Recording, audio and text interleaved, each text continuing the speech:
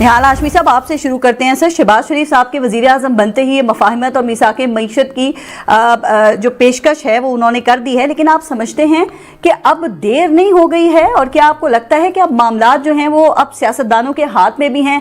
चूँकि सुन्नी इत्तेहाद काउंसिल तो ये कह रही है कि अगर ये करना था तो इससे पहले कोई कॉन्फिडेंस बिल्डिंग मेजर्स जो थे वो होने चाहिए थे। वो कह रहे हैं हमें तो सियासी इंतकाम का निशाना बनाया गया और अब जुल्म ये कि हमारी मखसूस नशिस्तें भी ले ली गई हैं, तो क्या सिर्फ पेशकश से मफामत हो जाएगी? आप समझते हैं कि उनकी ये पेशकश खाली चली गई है?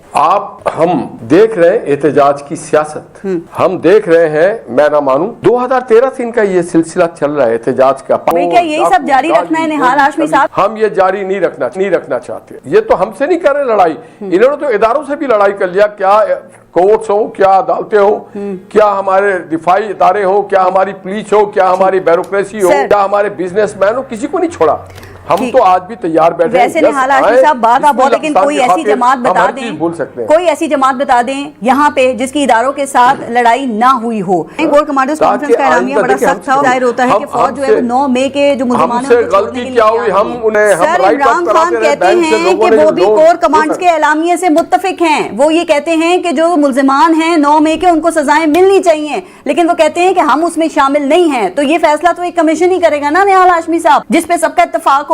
देखिए ये फैसला अदालत करती है। हामिद रज़ा साहब, पाक अरसे के बाद मुफाहमती वज़ीर आज़म आए हैं, तो वो 2022 में ही गए थे, लेकिन फिर वो मामला समझ पाते कि 9 मई हो गया। अब जब उन्होंने हलफ लिया है तो फिर आप लोगों को मुफाहमत की पेशकश की है, तो पहले ये बताइए कि आप उनकी मुफाहमत की पेशकश को कबूल क्यों नहीं करते?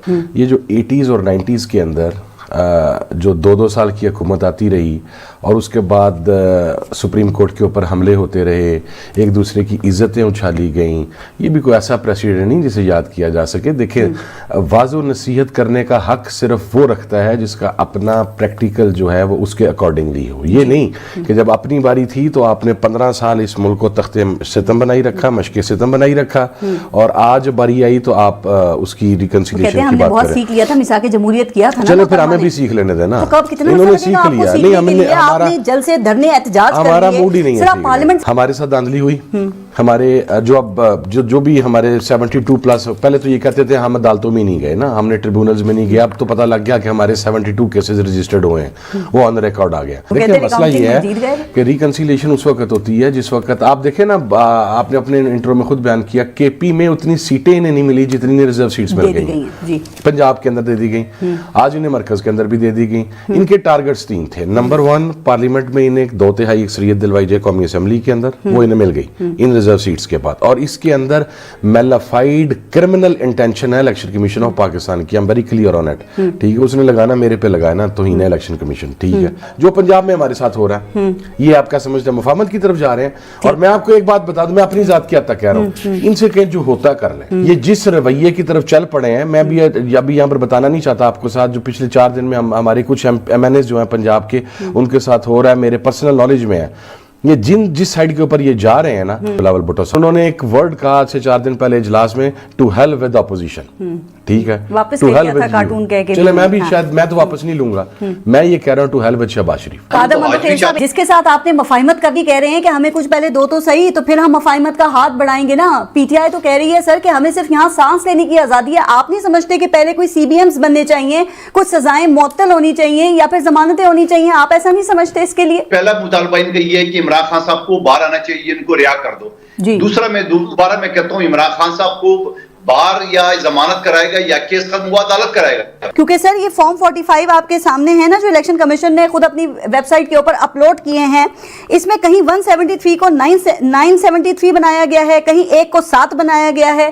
तो आप ये समझते हैं निहाल हाशमी साहब कि अगर 90,000 में से कुछ हजार भी टेम्पर्ड हैं फॉर्म 45, तो ये इलेक्शन मशकूक नहीं हो जाता? फिर आप शायद 10 का और वो धांधली और धुंधला भूल गई।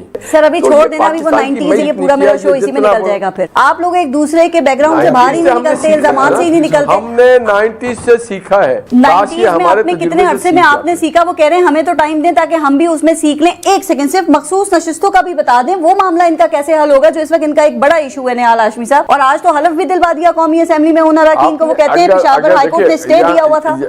सर सुन लेना, जुरिस्डिक्शन ना मेरा है ना आपका है ना पार्लियामेंट का, ये जुरिस्डिक्शन ना अदालतों का, ये जुरिस्डिक्शन इलेक्शन कमीशन का। निहाल हाशमी साहब, मिसालें मौजूद, हटी को नहीं मिला था, जमा किया है, बाप पार्टी को सीट्स नहीं मिली। नहीं, इसकी मिसाल देखिए अखलाकियात और सियासत और मुरव्वत अपनी जगह। मेरा सवाल ये है, अगर चले मैं आज आपके प्रोग्राम में इतनी बड़ी ऑफर दे रहा हूं, आइन में अगर किसी जगह पर ये लिखा हो कि जो सीट्स हमने जीती हैं या किसी ने भी जीती हैं, वो for some technical reason whatever that reason is, मसलन हमने लिस्ट नहीं जमा करवाई, यही कहा जा रहा है, पार्लियामानी पार्टी नहीं है, दैट्स फाइन, हमने जमा नहीं करवाई, ठीक है, इसकी बुनियाद पर किसी और को दी जा सकती हैं, तो मैं बासीत चेयरमैन सुनीता काउंसिल को ऑफर कर रहा हूं, मैं सारी सीटें नहीं दूं। मैं उनसे अपने इस्लाह के लिए और अपने इल्म के लिए पूछना चाहता हूं, अगर पूरी पार्लियामेंट इंडिपेंडेंट होकर जीत के आ जाती जी, ये रिजर्व सीट्स फिर किसको मिलनी थी? जी मंदोखेल साहब। हामिद रजा साहब खुद अपनी पार्टी के टिकट पे नहीं लड़ा, आजाद लड़ा है। सर मेरा टिकट आरओ ने एक्सेप्ट नहीं, सर मेरा टिकट आरओ ने एक्सेप्ट नहीं किया मेरी पार्टी का। आप ये बताएं मुख्तसर में आगे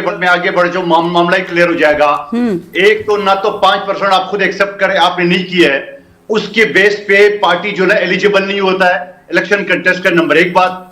दूसरी बात ये कि आपने एक रिजर्व सीट या अकलियत के लिए कोई लिस्ट जमा की है, करवाइए सर, मेरी सुन लें, अगर मंदोखेल साहब पर आते हैं कि 5% के ऊपर पार्टी एलिजिबल नहीं होती, ठीक है, इसी बात के ऊपर रह जाएं, ठीक है, हम आपस में कानूनी बहस कर ले, 5% रिक्वायरमेंट होती है, ये एलिजिबिलिटी का फैसला किसी इंसिडेंट के होने से पहले होता है। अगर नहीं करे तो क्या होता है? ठीक है सर, अगर नहीं करें तो उसके अंदर आपके ऊपर शो कॉज होता है और आपको फाइन होता है और आपको उसका जवाब देना पड़ता है। सर आप ये नहीं होता कि आप एलिजिबल नहीं रहते, और वो सर आपने लिस्ट जमा करवानी होती है इलेक्शन के बाद, इलेक्शन कंडक्ट करने के बाद। तो आप एक्सेप्ट करें कि आपको मिलना चाहिए। जब आपको शोकाज और फाइन मिलने की आप खुद एक्सेप्ट कर रहे हैं, तो आपको पराये पार्टी के लोगों को अपने गोद में लेके और उनको अपना नाम देके कौन सा कानून आपको? अच्छा सर, अगर चले पराई पार्टी के लोगों ने अपनी गोद में ले लिया, जिनके साथ मेरा अलायंस है 7 साल, पराई पार्टी की मखसूस नशिस्तों को आपने अपनी गोद में नहीं लिया, मतलब आप अपनी चीज को, आपके पास हर जस्टिफिकेशन मौजूद है